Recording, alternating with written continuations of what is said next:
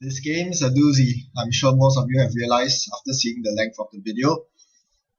Yep, that's what happens when both of us are playing decks.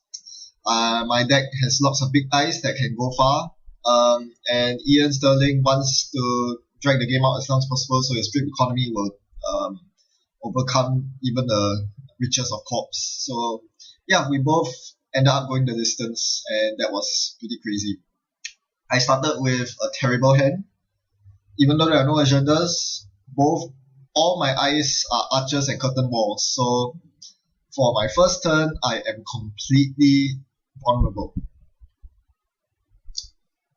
So I'm just letting him go all ham on my servers, and he's taking full advantage of it, which is very atypical of an Iain Sterling. And wow, he got handsomely paid off for that. Even Fragment stolen right off the bat. And I was hoping I could threaten him with the threat of a single punitive counter-strike messing up his game, but he's not stopping there. Punitive counter-strike is a very situational, and I mean, it's a card that won't win you too many games. It's really tough to get it work. So yeah, I guess most of the time you shouldn't fear punitive too much. Alright, he trashes my Jackson, so I cannot power draw for better ice. My only hope now is to install the Eliza's toolbox and hope that he doesn't trash it. Which he probably won't because he was low on credits. So, with that done, I can res my toolbox, and obviously I'm going to use it on the curtain wall protecting the toolbox so he cannot trash the toolbox. From then on, I'll just slowly res all the other big ice over other servers. And yeah, suddenly he won't be able to get in at all. Alright, so let's see what he does about this. If he doesn't stop this Eliza's toolbox with an inside job or something like that, he's going to be in trouble. First, he checks my HQ, so he sees the Enigma, so he knows exactly what my hand's about, and then he plays the emergency shutdown. Dang, that sucks big time. Now I'm back to square zero. Not even square one, this is square zero. All I have is 3 ice that are way too big to rest for me. And oh man, he trashed my only hope in this game. Now my servers are completely porous, and I just spent 4 credits on an asset that did nothing. 4 credits and 3 clicks at that. So yeah, now the only thing I can do is to prey on his aggressiveness and hope that he continues running my server. He'll find the ash there, which is pretty pointless. He just clicks for credits, and I managed to find myself an Enigma and an ice wall, so at least this will give me some staying power. Now he won't be randomly sieging my central servers to oblivion. So at least we have that. Hopefully I can wait for the next Eliza's toolbox or an Oversight AI to make magic work. So now he goes into build-up mode. He has a Mr. Lee out to filter through his deck and a security testing. Meanwhile, I gain credits because I have 2 restructures in my hand. Definitely want to play them. He's using Data Sucker. Very, very interesting. As an Iain deck, I wouldn't expect him to play such a run-heavy a deck that is based on running. Security testing, Data Sucker, and it's just missing a Desperado and John Mastori really. You usually see this in ND decks because you can get all these components out faster. But he's playing in Iain Sterling instead, which is not something I expect, but it's pretty powerful nonetheless because I'm not expecting it. Because of that, I didn't dedicate any ice to archives, and that's a problem. He's getting free runs. Can't let that happen. So meanwhile, I get my archer on the remote. There's a reason for that. And before that, I let him through HQ because I do not want to show him the Enigma. Once I show that to him, he knows that he needs to play his York out, and then from there on, he can siphon me to great effect because I cannot punish him with tags. Alright, so my next step is to score the Hostile Takeover. I don't need the money, what I need is the agenda to fuel my archer res. Now I can actually hard res something over the remote that will stop him from coming through altogether. The archer. That is why I placed the archer on the remote instead of putting it on archives to stop his security testing running. I wouldn't be resing an archer on archives anyway, that's pretty silly. So I'm still letting him get free reign all over my archives, which is not good. He has a loaded Data Sucker, which is bad for it's usually a bad sign. But I'm actually not worried about this. Consider this, he has only 10 influence. no way will he include parasites in his deck. He's already spending influence on Corroder and Data Sucker and York. I know he runs York because he just trashed it into his archives. So he's probably not running Parasite, so I don't have to worry about him destroying my valuable archers or 6 strength curtain walls. So that's good. Yeah. That's the most important thing. If I don't have to worry about Parasite, Data Sucker just becomes an economic engine for him, which will eventually fizzle out as I start placing more and more ice over all my servers. So now he wonders where the archer is. He knows this as well as I do. He cannot run anymore because I scored Hostile Takeover. This is the threat that Weyland poses. By simple virtue of scoring a 2-1 agenda called Hostile Takeover out of hand, I have now activated Archer, and if he runs on the wrong server, he's going to pay the price, the Corroder and the Data Sucker. As it stands, R&D is the only server he can safely run, as well as Archives, of course. But, no, not even Archives, because I could have installed a fresh Archer there. That would have been a huge surprise, but no. On Archives, it's just a lowly ice wall. R&D is the one server that he should be running, but of course he wouldn't know that. It's tough to tell. It could be an Archer sitting on R&D very well. So now I threaten him with the install advance of Priority Rec. A bit dangerous, but worst case scenario, I can still hard rest the curtain wall inside the remote server. Of course, he doesn't challenge it because he's afraid of the Archer. This was just because of inside job. He could inside job to my remote, and boom, curtain wall. Or I could ash him. Yes, ash was my solution. I wouldn't hard rest the curtain wall. I'll just rest the Archer and the ash to counter his inside job. So now it's back to my turn. He doesn't run the remote. Of course, he wants me to score the agenda because that would trigger Iain's ability. I advance it 3 times. Do I leave it in there or do I score it? I'm pretty sure he won't get into my server, but I still score it because I'm afraid of emergency shutdown. Once bitten, twice shy. So I'm definitely raising the Archer that's on HQ, not on R&D. Of course, this is not the most ideal play. I'd rather surprise rest an Archer instead of showing it to him on table. So now he knows which server not to run. Whereas, had I not rest that Archer with Priority Rec, he might randomly run to HQ not knowing that there was a second Archer that I drew. He knew that I drew 1 Archer and that it was either on the remote or the archives, but he didn't necessarily know that there was an Archer on HQ as well. Okay, so I'm in very good credit standing. I have my Ash remote set up. I think it's time to rest some of my big guys. I bring it out, and I put an Ash on R&D because that is my weaker server right now. And I'm surprised that until now he still hasn't exploited that fact.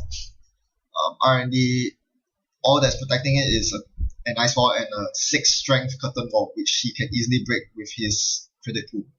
So I need the Ash to at least slow him down. So now he's making good money. He has Underworld contacts with Dyson Memchip, and his ability is activated. So let's see what he does and how I can react to that. If nothing goes wrong, my next move will be to rest the curtain wall on R&D. Because right now that is the only place I'm worried about having agendas. In R&D and HQ.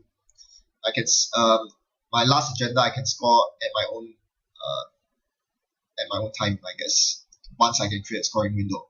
So what he does is spam the Archer. He guessed it correctly. The Archer was on that remote. He fams it. And he's thinking of whether he needs to bring out his York.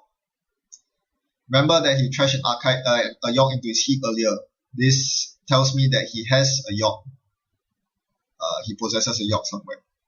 So now he account siphons me. I'm very tempted to let him through actually, because why would Iain Sterling keep tags? I can trash his Underworld contacts and security testing.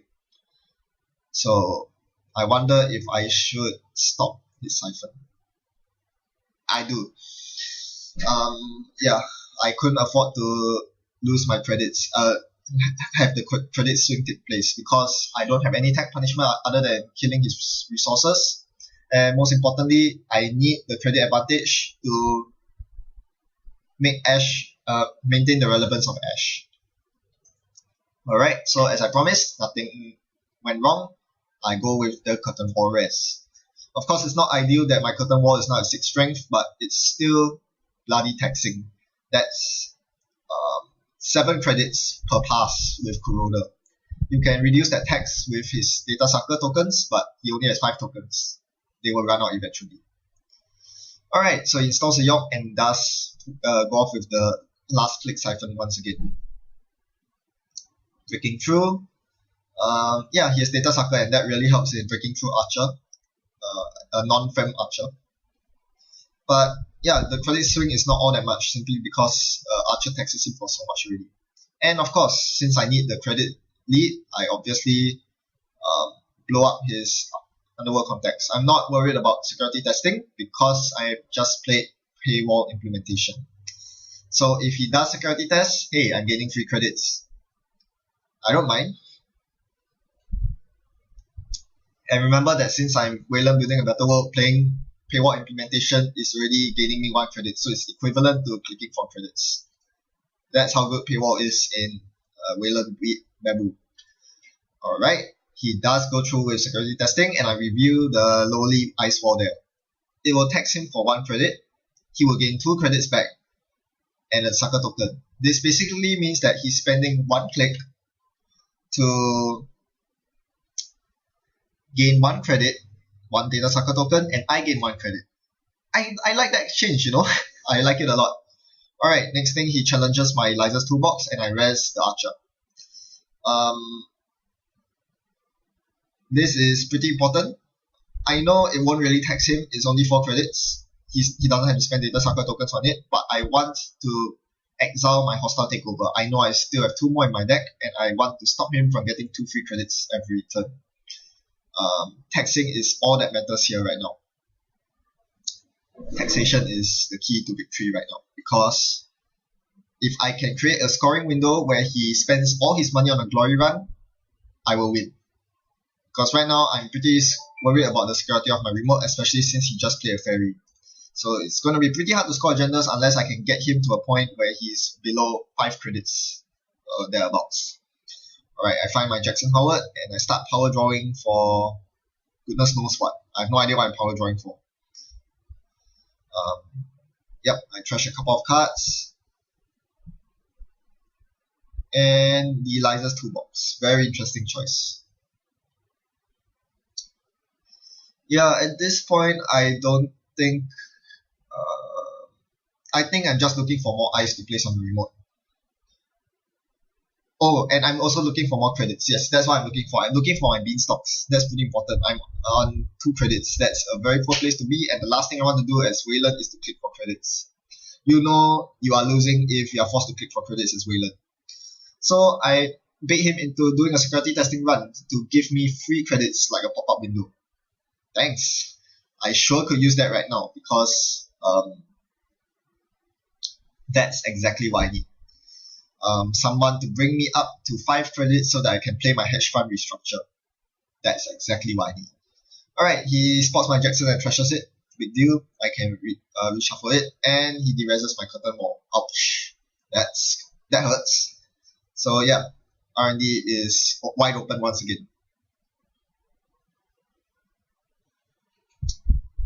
Alright, yeah, something happened there. He used Fairy to break through Archer instead of Fem. So be it. I think he spent some data sucker tokens on there which he shouldn't have. Anyway, yeah, thanks to his triggering of my Paywall implementation, he brought me up to 4 credits, which allowed me to instantly chain to 16 with a Hedge Fund Restructure. Yep, thanks very much. That was a huge turning point. Suddenly I'm on 17 credits, he's on 4. And the credit difference is only going to further escalate as he continues feeding into my Paywall implementation. So with this credit lead, and I do have an Ash in my hand, I can begin to think of how to set up my scoring remote, as well as a couple more ice. Caduceus, a small ice, and Hadrian's Wall, a big ice. But even Caduceus isn't that small. You have to consider that it takes 4 credits to break through with Fem, or 2 and the data sucker token. That's pretty taxing. Alright, he runs my R&D, my porous server, and I stop him with Ash, bumping up trace just enough such that he cannot access. So this is a successful run. This does trigger my paywall, but he cannot access Agenda to fizzle my paywall implementation. So this paywall implementation is doing a hell lot of work this game. So now that I have the credits, remember that I only need to score one more 3-pointer to win the game. I'm just thinking of how to get that 3-pointer scored. What's the best way to distribute my ice such that I can stop him from posing too much of a threat to me while buffering my scoring remote. Caduceus goes on my weaker server, R&D. I draw it, there's a hostile takeover, very tempting to score, but remember, I don't want to trigger Iain's ability. He is very poor right now. Giving him 2 free credits a turn is one of the worst things I could do. Especially since I don't need the hostile takeover credits at this point. The only thing I'm worrying about is him stealing the hostile takeover from my hand. That would bring him to match point. That would force me to find my last hostile takeover. Alright, so how do you think I should set up my scoring remote to score that last 5-3 agenda when it comes? He can get through Archer for 4, and perhaps it's a good idea to dig up for an Oversight AI so I can instant res my curtain wall on the remote. The curtain wall would be 6 strength, not the best, but at least it would force him to be over a certain credit threshold to even consider running that server. And when he spends all his credits running through the server, he'll be stopped dead cold by Ash. So that's the plan. Tax him sufficiently, and then Ash him out. We'll see how that goes. Looking at his board state right now, he's in a very good position. Not really, no.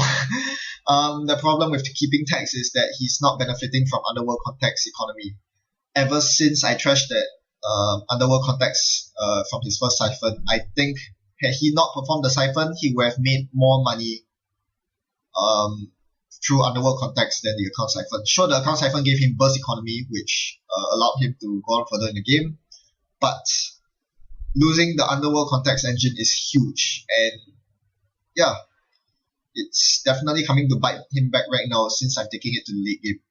He just ran my archives, so I used Jackson to shuffle the government contracts back in, and he's still fueling my paywall implementation. That was 2 runs on archives he made. That's 2 more credits I have. He's getting more sucker tokens, but I'm getting really rich out of hand, and he's mulling over that. He's not too happy about me being rich. Yep. Okay, I see the exact card that I need. Oversight AI. That opens up the play to start scoring the remote. So now I figure out how to do this. I install the Hadrian's Wall. Hadrian's Wall is the best big ice I can ask for right now because it is the most taxing to him, while still resable by me. It would cost 10 credits to res, which is cheaper than the 14 of Curtain Wall. And unlike Archer, I don't need to sack an agenda. So Hadrian's Wall is the best taxing ice that I can ask for right now. Remember that it's within my means. It's within means to res. Thanks to the amount of credits that I gained through paywall implementation, I'm able to res the Hadrians. Hard res it. Yep. Alright, he performs a legwork. Big bad news. I have 3 cards in my hand. This was what I was fearing the most. Him stealing the agenda from me. Oh gosh. Well, looks like I'll have to give it up. So now I have to worry about him being on match point. Any run on R&D from now on could end the game. That is threatening. It's my turn. Elizabeth Mills is useless. I draw into Hostile Takeover. Knowing that it is safer in the remote than on HQ, I chose to install it in the remote. He can't run through it, he's too poor, he's at 0 credits. Once again, it's really coming back to bite him in the butt. His choice to trash the Underworld Contacts. And just a simple ice wall over archives was all that I needed to completely tax him. Oh yeah, because he stole my Hostile Takeover, paywall is finally dead. But it has more than served its purpose. It worked overtime this game, and I was very happy about that single paywall. It definitely paid off much more than Restructure did. Okay, I score a hostile takeover and I clear the bad pub immediately. So if he chooses to security test, continue security testing, his gain will still be very marginal. Alright, he goes through with it. I'm on 19 credits, he's on 7. 19 credits is still quite a bit.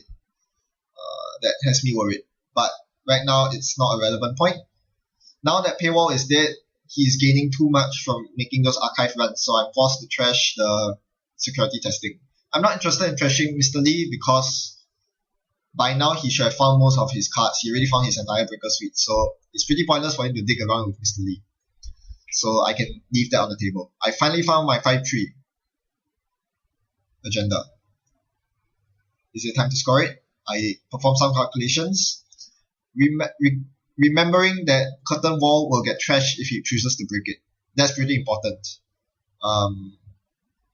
Yeah, but I figured I can hard rest the Hadrian's wall while still while still having enough credits to rest the Ash and stop him from scoring the agenda. So I'm threatening a win this turn. If he doesn't run this remote, he's going to lose the game. And I bet he won't have enough credits to run through. It costs him 7 to break through Hadrian's, 7 to break through curtain wall, 4 to break through Archer. And of course he's slimming his chances down even more because he performs the legwork on HQ, which has no agendas. Yeah, so there's almost no chance that he's going to get through the remote now. He needs at least 18 credits between his credit pool and his data sucker tokens. He doesn't have that anywhere near that.